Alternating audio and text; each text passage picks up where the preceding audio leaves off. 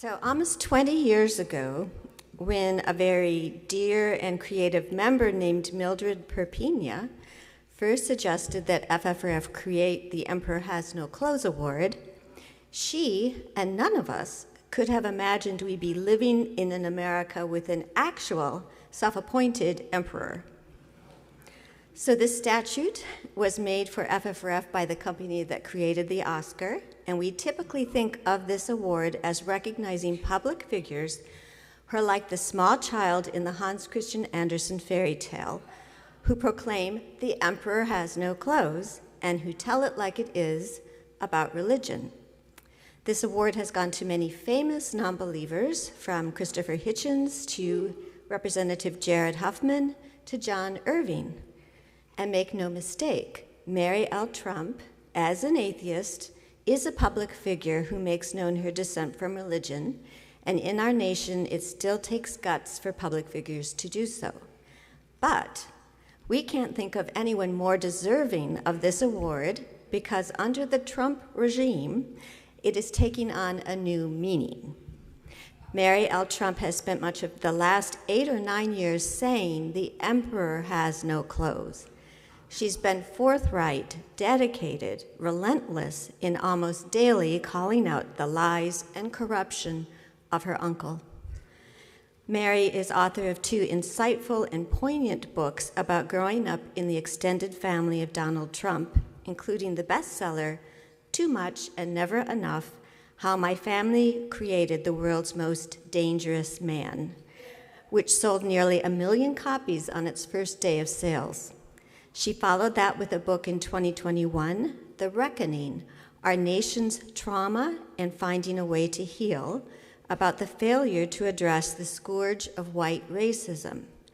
Last year, her haunting family memoir called Who Could Ever Love You came out.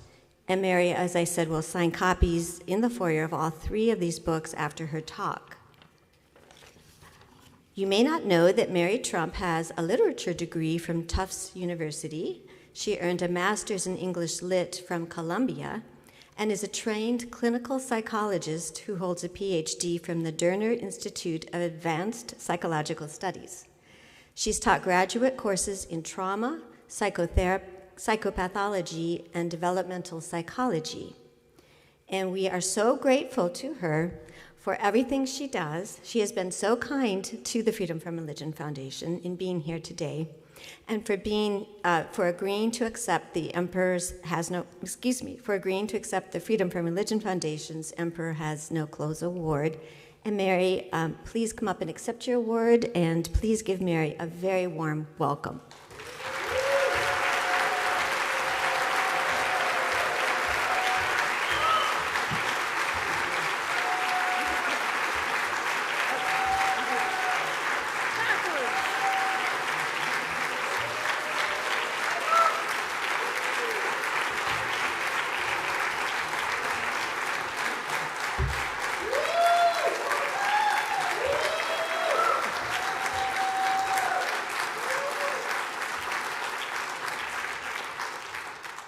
I'm going to put the little guy over here.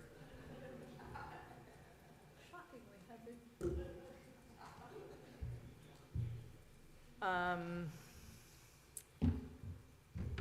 Wow, this is humbling. I almost did not accept this award because I didn't want to have to imagine this particular emperor with no clothes. But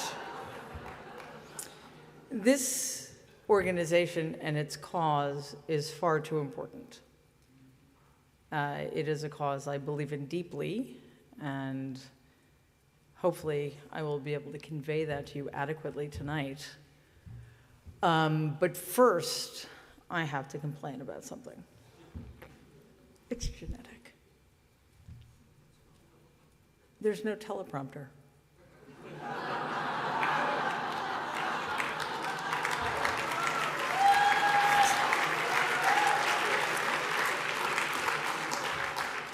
Now, I don't like admitting this, but there are certain genetic traits that I have in common. Small hands.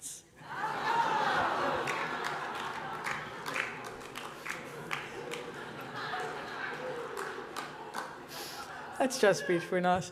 An aversion to stairs and escalators, which you may have heard about recently. And I don't need a fucking teleprompter. I am not Sleepy Joe Biden. The fact that there was not a teleprompter did not upset me in the slightest because I do not need one.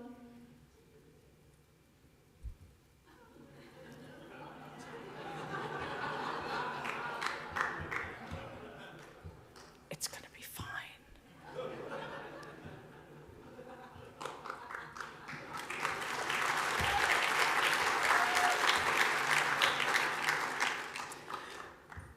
It's time to get serious, though. Again, I am so honored to be here with all of you. This means a lot to me. It is, as you can imagine, been a very, what's the word? Tricky few years for all of us. And to be able to be among like-minded people in a setting like this is extraordinary. So thank you, Annie Laurie, and the Freedom from Religion Foundation for doing this essential work.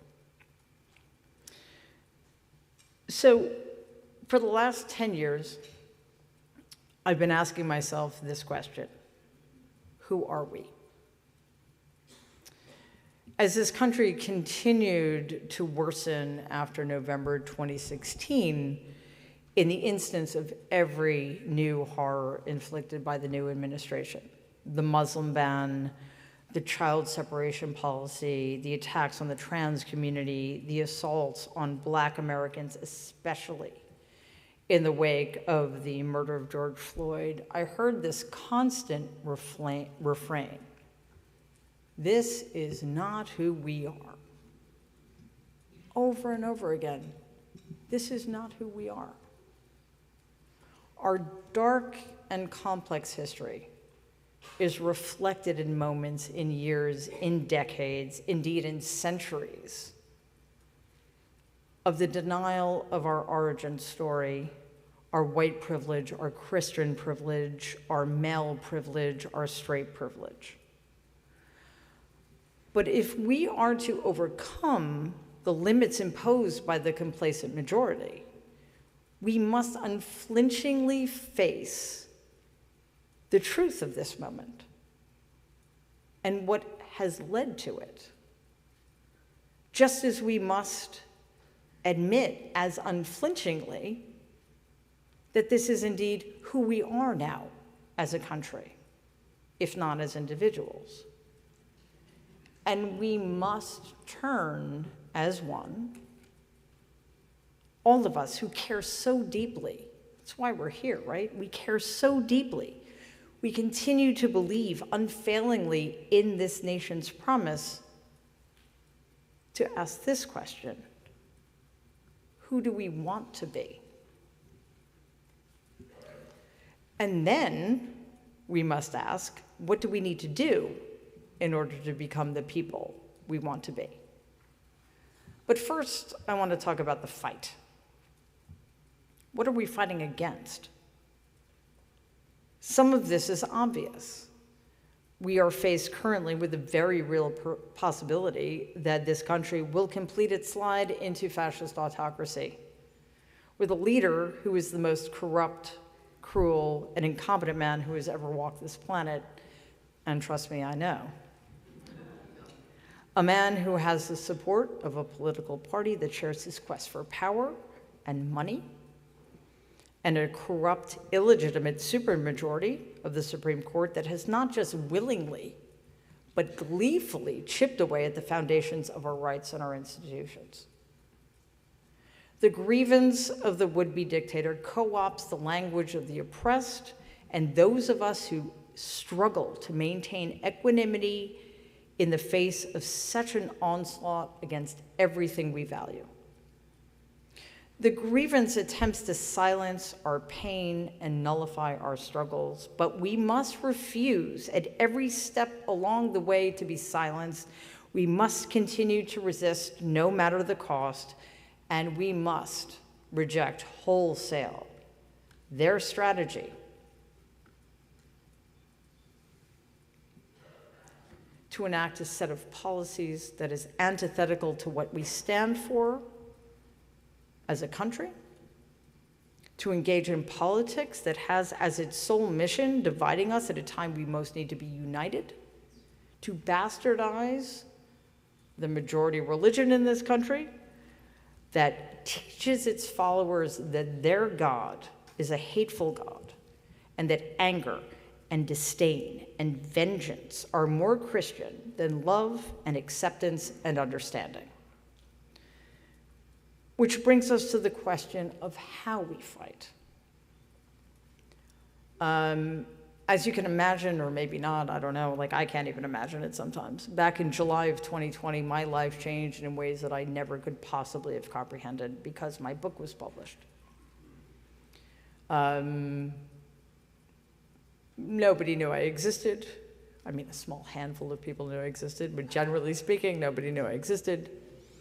And then I went from having 90 people following me on Twitter to 1 million people following me on Twitter. And I had access to people I had admired from afar for years.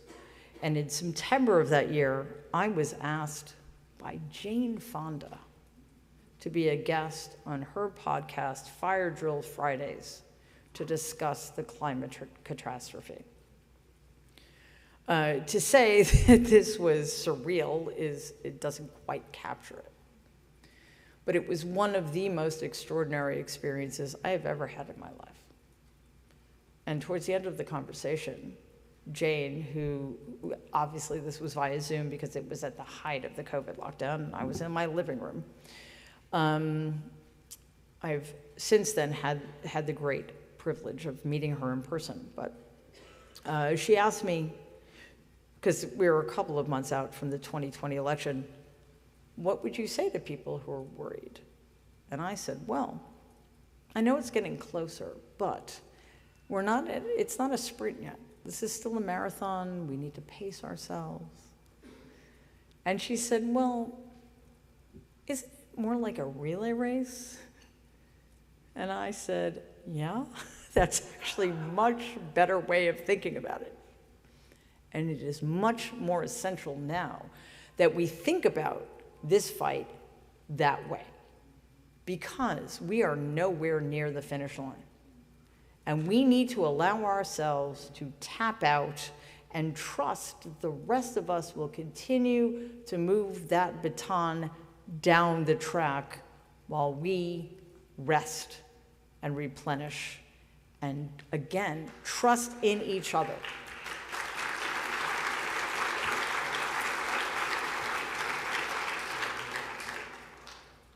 So, back to the majority religion. We are not here, I am certainly not here, to malign any religion. The Bible and other books like it has been responsible for as much goodness as horror. It is all in the interpretation and the application. It is instead the cynical misuse of religion that we must malign. The egregious misrepresentation of the founders' intentions towards the goal of destroying one of the greatest principles upon which our democracy was founded, the separation between church and state, against which we must guard this republic.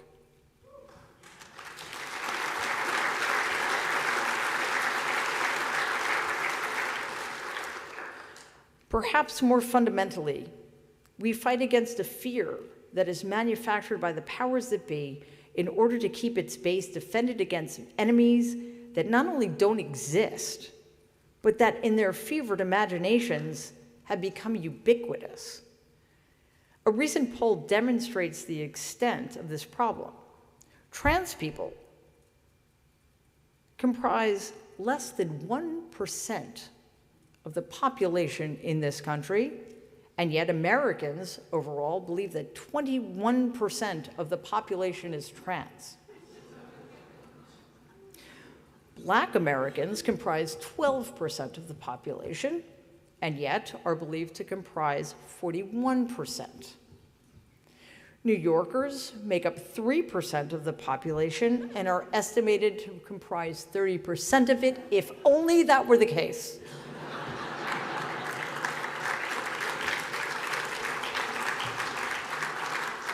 Not that I have any investment in that whatsoever.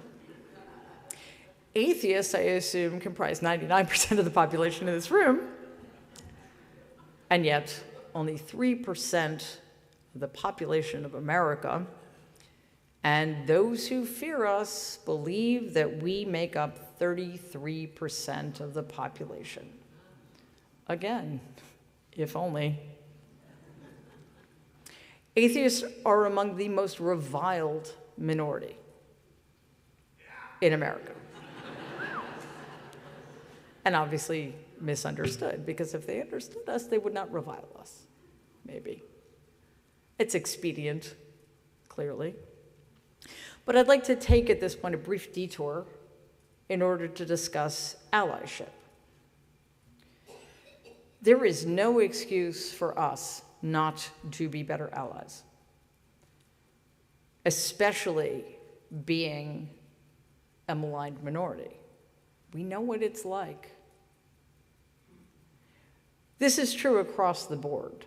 The idea that we, as a hated minority population, would not welcome with open arms anybody, no matter their race or ethnicity or political affiliation or sexual orientation, who is on our side of the fight, is unacceptable. We all have to challenge ourselves to do better and to embrace those who are willing to stand with us, no matter how different their paths, no matter how different they might be from us, no matter the degree of our discomfort with those differences, because that discomfort is our responsibility. There is much to fear, no doubt. It is, in fact, eminently sane in this fraught era to be afraid. It is therefore necessary for us to look back to those who, under circumstances so dire they are beyond our imaginings, who stood up and fought for rights and freedoms and a better life they themselves would never have. There is no excuse for our engaging in cowardice. To those corporate media companies and white shoe law firms and well-endowed universities with your power and wealth who have capitulated to this regime, I say thank you for making the targets on the backs of those individuals who continue to fight every single day more visible. But we will not capitulate, ever.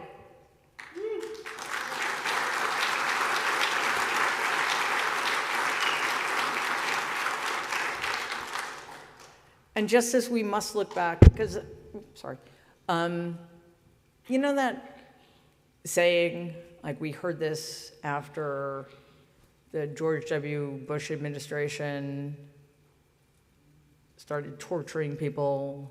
We heard this in the Obama administration after we let banks off the hook for impoverishing millions of hardworking Americans because the banks fucked up. We can't look back, we have to look forward. Yeah. Well, as I said, we must look back, but yes, we also must look forward. We have to look ahead, though, not in a way, not to let people off the hook. We have to look ahead to a future that is ours to shape if only we have the courage. Because we have the strength. And we do have the numbers. There are indeed, as hard as this is to remember sometimes, there are more of us than there are of them if only we are willing to get out of our own way and stand together. I have forgotten my way sometimes. I have forgotten who I am. I have forgotten who I aspire to be. I have given in to the dark impulses the other side deliberately strives to stoke in us. I have said the word hate and felt the feeling of it more times than I care to admit over the last decade. But we have to hold ourselves to a higher standard because we're better than that. We can't lose sight of what we're fighting for, but we must not lose sight of who we are in this fight. We must not lose our democracy, obviously, of course. This is about our rights and our freedoms and our ability to pursue happiness and securing those rights for all of us. But it's also about answering the question, who are we? What kind of people do we aspire to be? This is more existential and profound than any policy or politics. This is indeed about what it means to be human in a time of grave danger and consequence, while never losing sight of what is best in us and doing everything we can to aspire to be our best selves. This is a struggle for human decency. This is a struggle to remember that it is our empathy and our kindness and our creativity that will lead us to build a better world. Remembering what is the point of being human, of being people who have the capacity to build, to create, to experience wonder, to be the kind of people who do everything in our power to protect those who make our world a more beautiful place because of their generosity and their spirit and their talent and their ability to believe in all that is best in humanity, which we must believe is so much greater and more powerful than the destructive forces that have gained ascendance in America today. I believe that we're fighting for something essential, and we know it. But that's not enough. Let us, in this fight, while knowing that we are on the right side of history and that our cause is the righteous cause, let us use this opportunity to define who we are in this moment so that we can prevail, and we will. I promise you. And reimagine this country, not rebuild it, but reimagine it so that finally we will have created a true multicultural representative democracy in which all of us, regardless of our belief system or our race or ethnicity or gender or sexual orientation, regardless of the choices we make as mature, free-thinking adults within the bounds of the social contract, are at long last equal. So, I implore all of us, no matter how difficult or scary it is going to be, dig deep, hold the line, stand strong. Let us all strive for what is best in us, all that has been denigrated, maligned, and mocked. Let us, every single one of us, separately and together, with every ounce of kindness and empathy and creativity and tenderness, stand as one and remember what we're fighting for while not losing sight of who we are in this fight. Individually and collectively, it is up to us, my friends. This is our moment. This is our time. Let us enter the breach, unyielding and courageous, together. Thank you.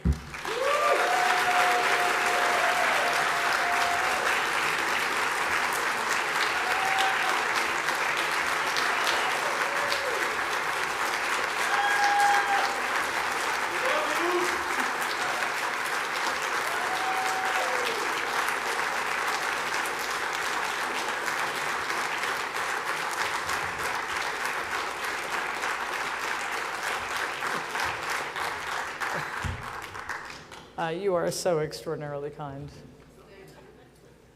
And it is easy to forget that there are so many kind people in the world.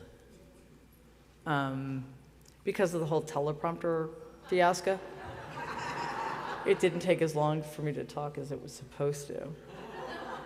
I'm just kidding. They're awesome. I'm going to take questions in a bit.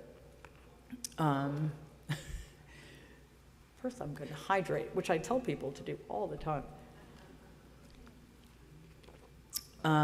Because I kind of got this, right? And in the business, I just want to say, because again, I know that we are living in extraordinarily difficult times, and it's very easy.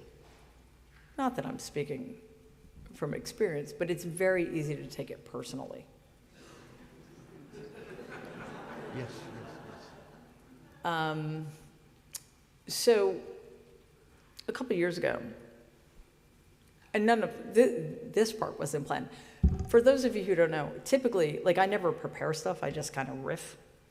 But this was so important to me that I really wanted to be prepared. But I'm from New York and I talk too fast. So it didn't take as long as it was supposed to. But typically I just sort of speak off the cuff because it's easy to do in a time when there is so much going on and there's so much to feel, right? So a couple of years ago, I kind of hit a wall. And I had all sorts of commitments that I was making, and it could be a month out, 2 months out, 3 months out, 6 months, and I'm like, okay, by then, I'll be fine. And I never was. So I canceled all sorts of things for about 2 years. And this year, things started shifting. And some of it's personal, but some of it is also that I believe clarity is extraordinarily powerful. Being able to stare things in the face and be very real about what's going on and what our responsibilities are in this moment is extremely empowering. So, I mean, I don't know if by itself that would have been enough, because again, there were these other things happening in my life, but when Annie Laurie contacted me, I think I was in Arizona at the time, it was back in February. I thought, that is something I really, really want to do. That is so important to me. I mean, there are so many things to worry about, but in this country, one of the things that most terrifies me is this drive to turn the United States of America into a Christian theocratic apartheid state. And I can't stand by and let that happen. So aside from just the honor of being asked to be here, which is enormous, it was vitally important to me that I be ready to stand up and say what I needed to say in a room full of people whom I knew would get it. So I just wanted to say thank you all so much, because I know it takes guts to stand up and say you're an atheist and you understand in a very deep way how dangerous the path we're on is now, especially when we are met with such cynicism and in some cases such loathing. So you all help me have the ability to stand up and be courageous to the extent that I can be. So thank you.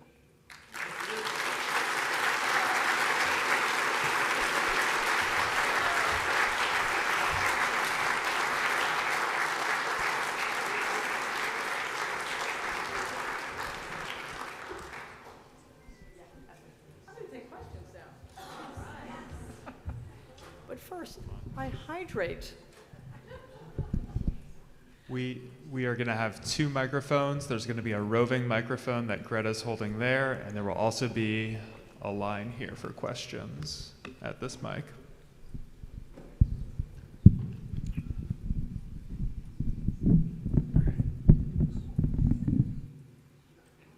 Good evening. So my question is this: do you think Donald is an atheist? And what should we do with that answer? Oh, let's not give him credit for anything. He's not that cool.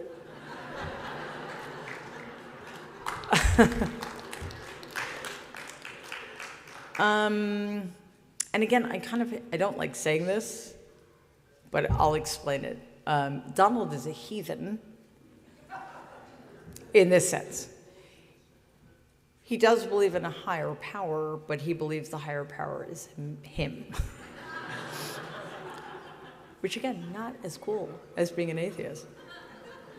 So no, he is not an atheist. I do actually find his whole talking about the afterlife thing fascinating though. And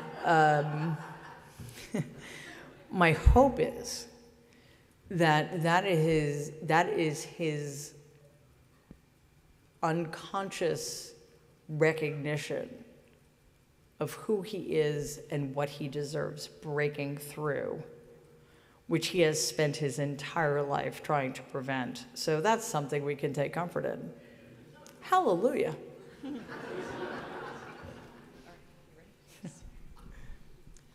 Mary Trump.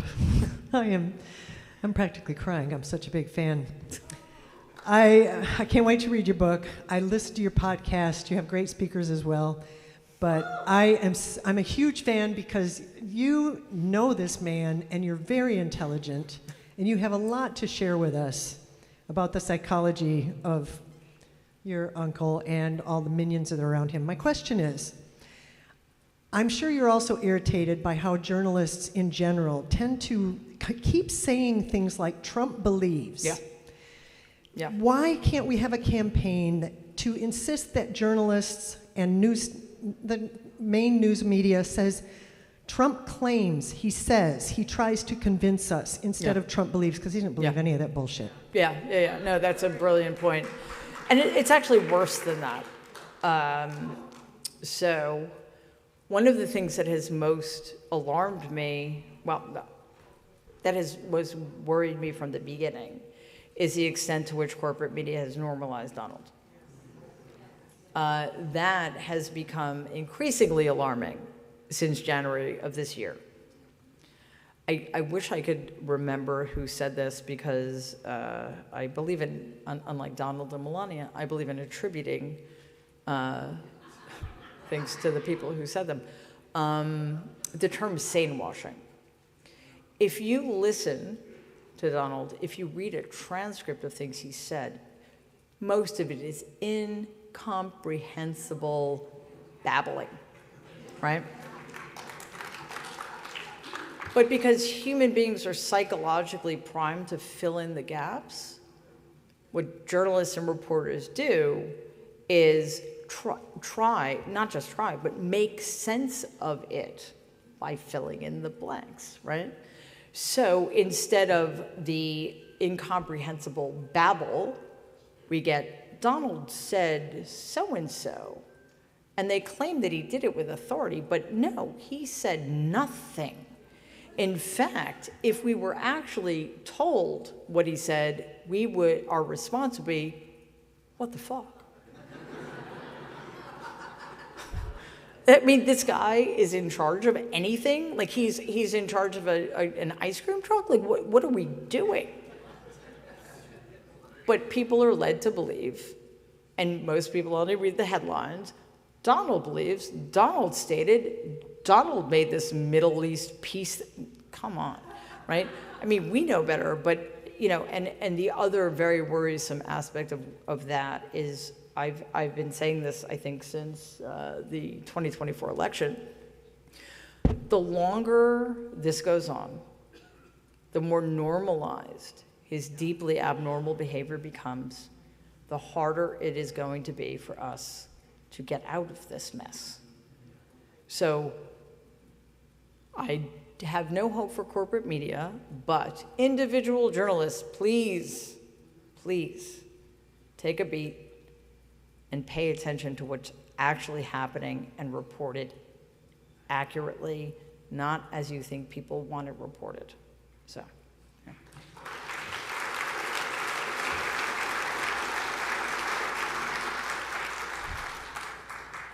On a slightly different note, for my fellow Star Trek fans in the room, I was so happy when you brought back this Trek Politics podcast. Are you going to continue doing that for a while? I'm sorry, where are you? Oh, hey. Hi. Yeah. Yes, for those of you who don't know, I'm a nerd. Like, no fucking kidding. I mean, mostly I'm a literature nerd, but I'm also a science fiction nerd. And my friend Bob Seska and I, please check out his most excellent podcast. It has a brilliantly original title, much like mine. It's The Bob Seska Show. So he is a political commentator, but he and I share a love of all things Star Trek. So I think 2 years ago, we started a podcast called Trek Politics. And what we did, because anybody who pays attention to Star Trek knows that it was way ahead of its time, and it addressed issues like misogyny and racism and inequality and capitalism and on and on and on. What's the word I'm looking for? Colonialism. And we pick an episode and we relate it to something that's going on now. And every once in a while, we had this phenomenal guest, either an actor or a showrunner or a producer of one of the many Star Trek entities. And we were 5 episodes in, and we were having the most amazing time. And then the writer's strike happened. So in solidarity, we shut down. And then I'm not really sure what was going on in 2024, but we kind of got busy. So we just started up again, and I think we just recorded our 5th episode, which airs tomorrow. It's every Saturday at 4 p.m. Eastern on my YouTube channel. It's a teleprompter. Mishap. Made that happen.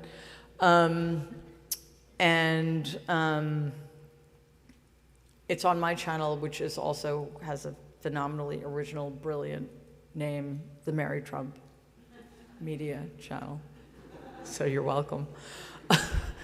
But again, it's just a nice break. Even though it's relevant to what's going on, we get to talk about Star Trek. And it's all of the shows. It's not just the original series. It's the Next Generation, or Deep Space Nine, or Enterprise, or Voyager, or Discovery, or Picard, or Strange New Worlds. See, I'm a nerd. I'm going to stop talking now, but you get the point. Check it out, seriously. So thank you for asking.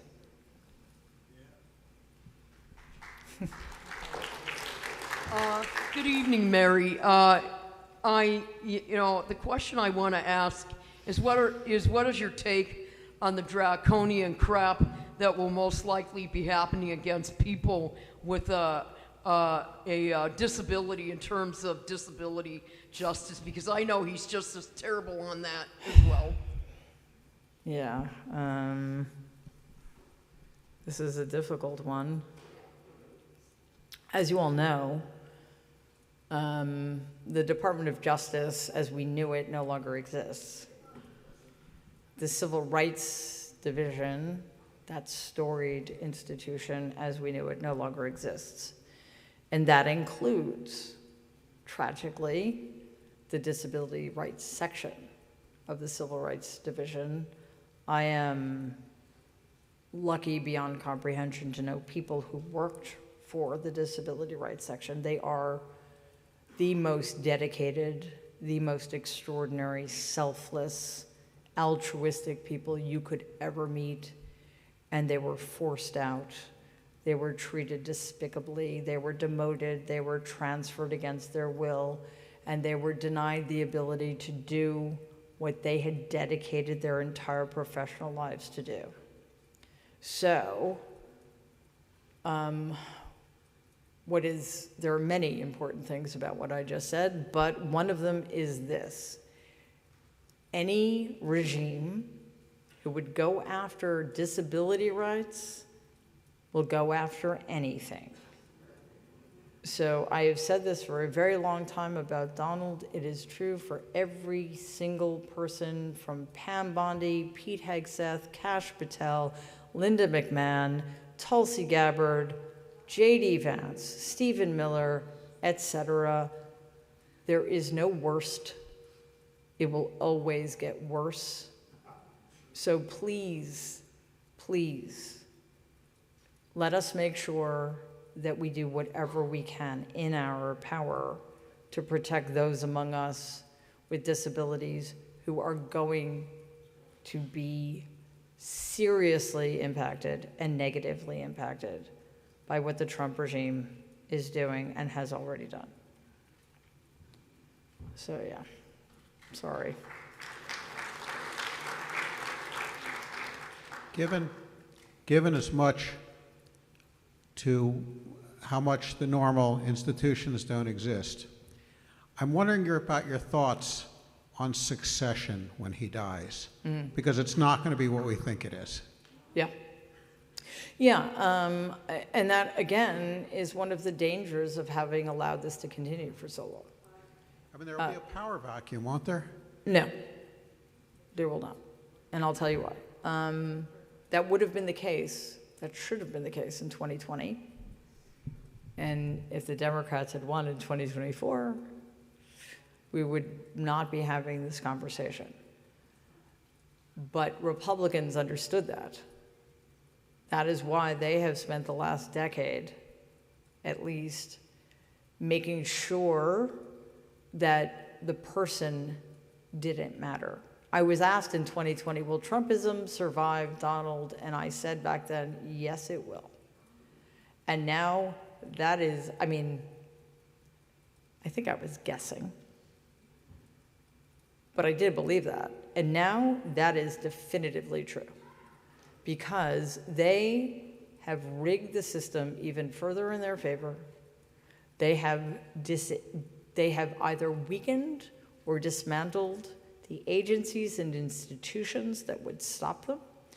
And we are at this point now where they don't need a charismatic leader anymore. That was the issue 4 years ago. There is literally no, and I know it's sickening to admit that Donald has charisma, but let's face it, he does. Not for us, but for tens of millions of people and hundreds of millions of people across the world, which is horrifying. There is literally nobody else in the Republican Party who could step into those shoes. Certainly none of my idiot cousins could. I mean, you know, if we're being honest. J.D. Vance, I mean, he's like watching Nazi paint dry. But unfortunately, we're beyond the point at which that matters, which is why 2026 is so extraordinarily important for us. We don't, and I mean, again, I feel like all I do is repeat myself, because this was the case in 2020, just as it was the case in 2024. It is absolutely the case in 2026. We can't just win. We need to win by such massive margins that the message is sent enough and no more. So that is our brief, because they have pushed this past the point of the individual mattering anymore. And that is something that we need to take very, very seriously. Yeah.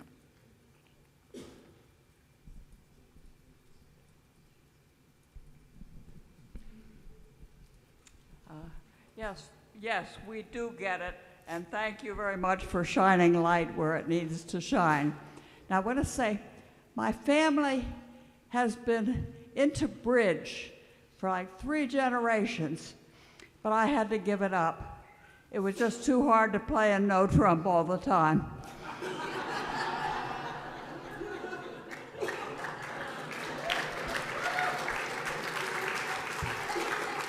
Well, I mean, that is sort of a personal mini tragedy. Trump used to be actually a good thing. especially if you're a bridge player. Sorry. Mary, a simple question. Does Donald have a kryptonite? And if he does, what is it?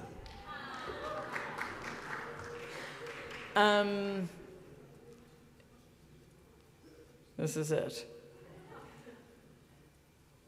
He's a terrified little boy. Okay? He has spent his entire adult life using every ounce of his psychic and emotional energy to bury the fact that he is a loser. He has done everything in his power to protect not just himself from that knowledge, but to make sure other people don't have access to this knowledge. Now, obviously, we do, but he has surrounded himself with enough people who pretend otherwise to protect him from ever acknowledging what a fucking loser he is.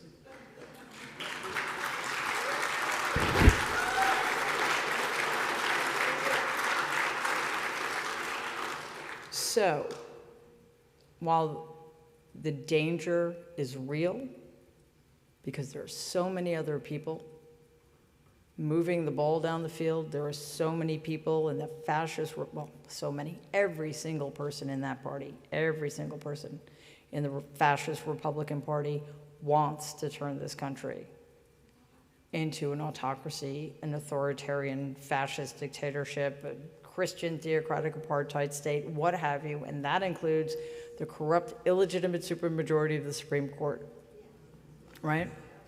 But we know the truth, and we must hammer on this, and we must mock these people relentlessly.